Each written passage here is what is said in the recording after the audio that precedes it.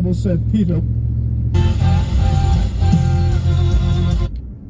At a time where countries are experiencing crippling inflation, and a lot of countries like the United States and even the United Kingdom that have set a lot of climate goals are rolling back on what they've said they'd do and turning back to fossil fuels. How did they get everyone on board in such a precarious moment economically? I do think the macroeconomic context here is a sort of headwind or a challenge, although it's worth noting that the costs of renewable energy and energy storage and batteries, a lot of these other technologies are plummeting every year. And we're also seeing the costs of climate change. I mean, people are realizing if there's some cost associated with making this type of transition, that it's well worth it because the costs of doing nothing are far, far, far, far higher. So that's the kind of reality that we're in. Now, I think one thing that's interesting here is to see how oil and gas companies navigate the sort of political signal that comes out of this COP. The reality, and this kind of goes back as well to your question about accountability and implementation for this, the reality is that oil demand is rising. What we need to kind of see is what else governments can do to intervene on the demand front, because until we bend that demand curve, we're not going to really see the acceleration of the transition that we want to see. And what happens when governments change? I mean, you're talking about the United States being an important player in setting these goals, in following through. But, of course, there's a presidential election coming in the United States, and the leading Republican contender doesn't have so much of an interest in these kinds of policies. Yeah, I never understood wind, but I know windmills very much. I've studied it better than anybody. I know it's very expensive. They're made in China and Germany mostly. Very few made here, almost none. But they're manufactured tremendous, if you're into this, tremendous fumes, gases are spewing into the atmosphere. You know, we have a world, right? So the world is tiny compared to the universe. I think that the election in the U.S. is definitely a risk to this process. And, if Donald Trump gets elected president and, acts in any way like he did in his first term, pulling out of the Paris Agreement, stripping away pollution regulation, trying to roll back tax credits for clean energy, that sort of thing, I mean, that certainly is not going to help the U.S. get to these goals. I would add, though, that compared even to Trump's last term in office, that the economic conditions of this energy transition are very different. The cost of renewables is much lower. And I think at this point, there's just enough momentum behind this that any company sees the direction that the global economy is going, and there's no rolling back from here. We're seeing EVs more every day. Good to know there's one that can still make people say, you don't see that every day, because it's the only EV. That's an F-150. So to that extent, that makes me feel like the U.S. election, for example, is less important in this process, because this stuff is going to move ahead either way. So perhaps even more counterintuitively, you're saying if you don't have faith in governments, have faith in capitalism. I do, yeah. I mean, I think that companies that are in this energy transition space see the direction of travel and don't want to be left behind and want to figure out a way to survive there.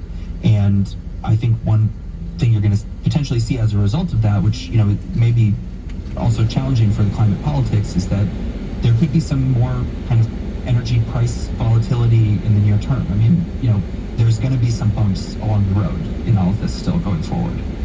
I think it's easy to read about all of these COP summits and sort of despair, because it never seems like enough is happening. It never feels like everyone's fully on board. But here we have COP28, and you've got a historic agreement. You've got everyone, unanimous decision to regulate fossil fuels, to do it by a deadline, to make it equitable. It sounds good, but then you're telling us people still want gas, people still want oil. There's economic factors. It's sensitive to industry. It's sensitive to politics. You were there. I mean, should people despair or should people feel hopeful?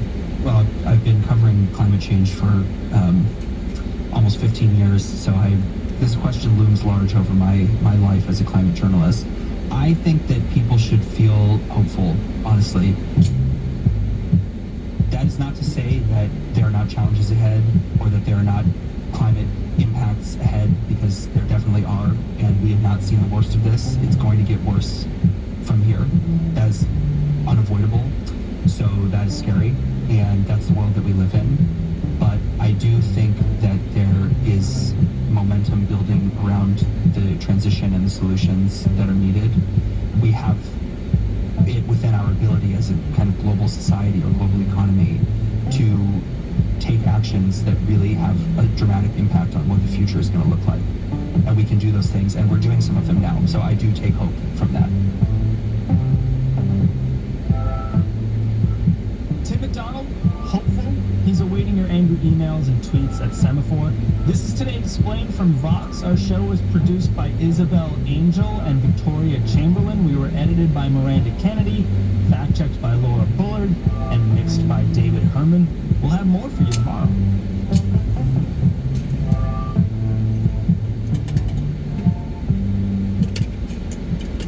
With award-winning documentaries and specials, the BBC World Service brings you in work zone, and the next works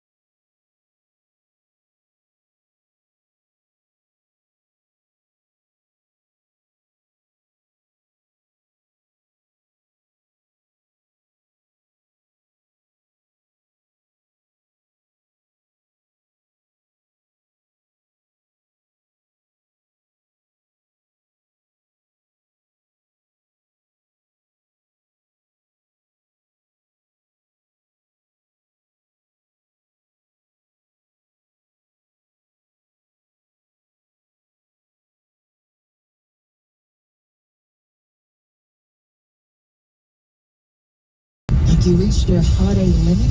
Got a lot going on, I hear.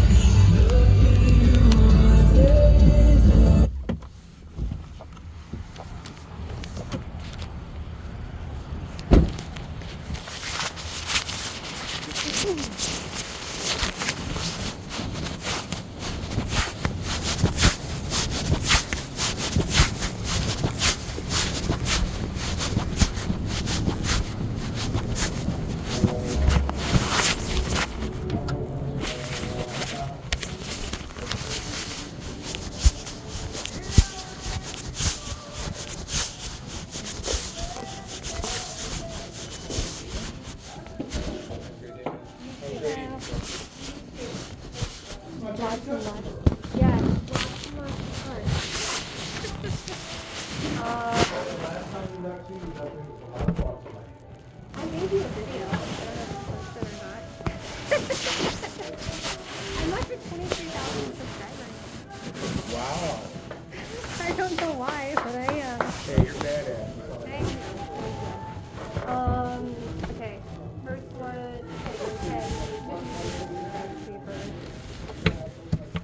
and multiple vehicles with multiple things for. Otherwise, I'm gonna forget something. So let's start a search for an 06 Chevy Trailblazer. It's gonna be 4-wheel drive. It's gonna be the i6, whenever that shows up. And like a thank you. Alright, Trailblazer. Yeah, right? Yeah. Yep. 4-wheel drive. Start with the brakes. We gotta get brakes. Yeah. So pads, bearing, calipers, and rotors. Let's start with the front.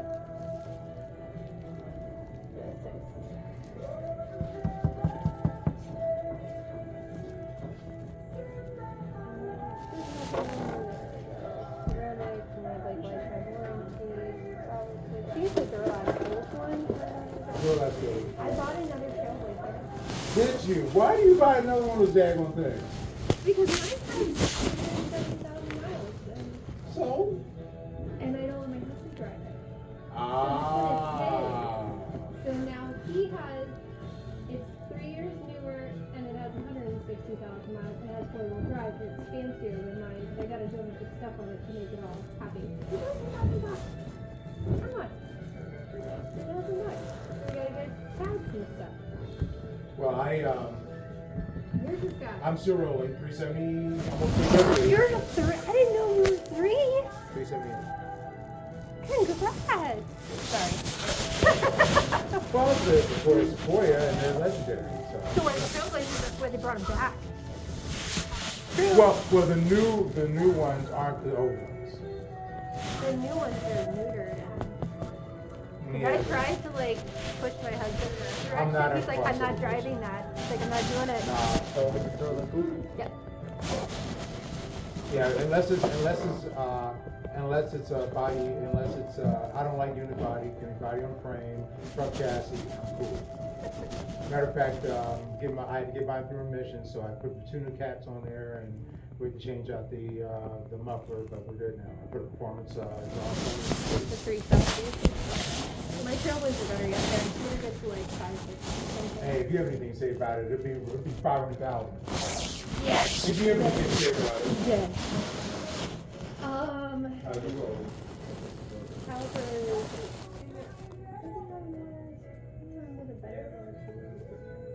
I keep vehicles for a really long time. They don't have lifetime on any of them?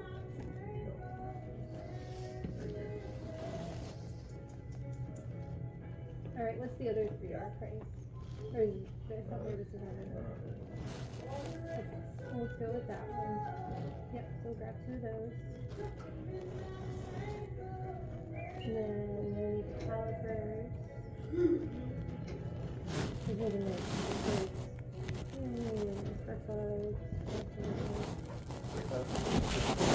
Yep, I haven't checked out the rules yet. No. We're gonna get both sides. Oh, did you get both sides for the rotors? Yeah, I had them there. Okay.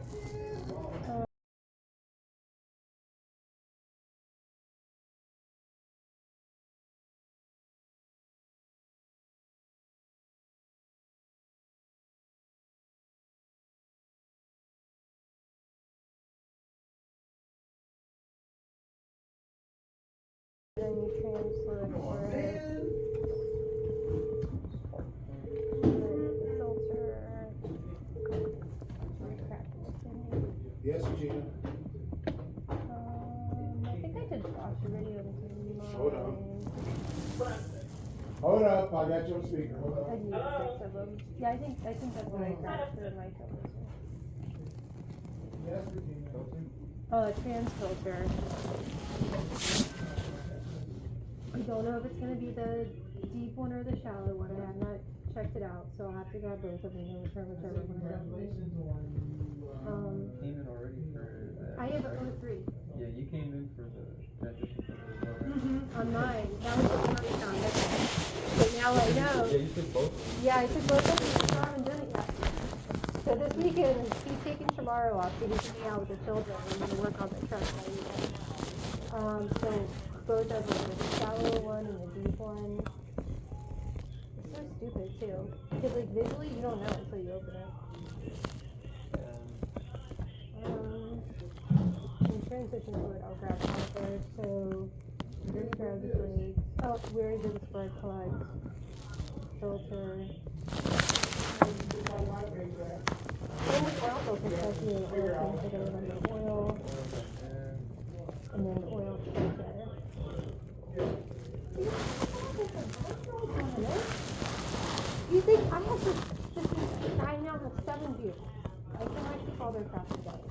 Anything.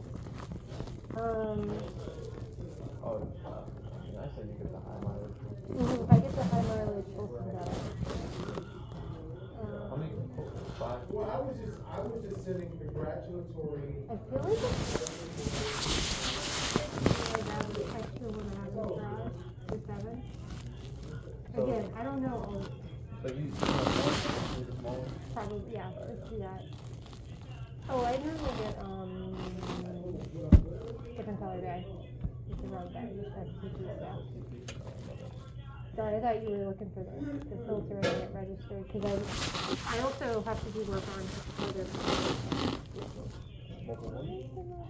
No, it's that'll be,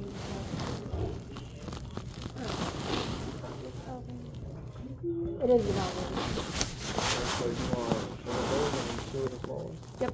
I And it's a don't full think it mileage. What? Oh, you're fine. I understand. Is it the full better? Alright. Oil filter, the one for. Yep. That's what they told me. This is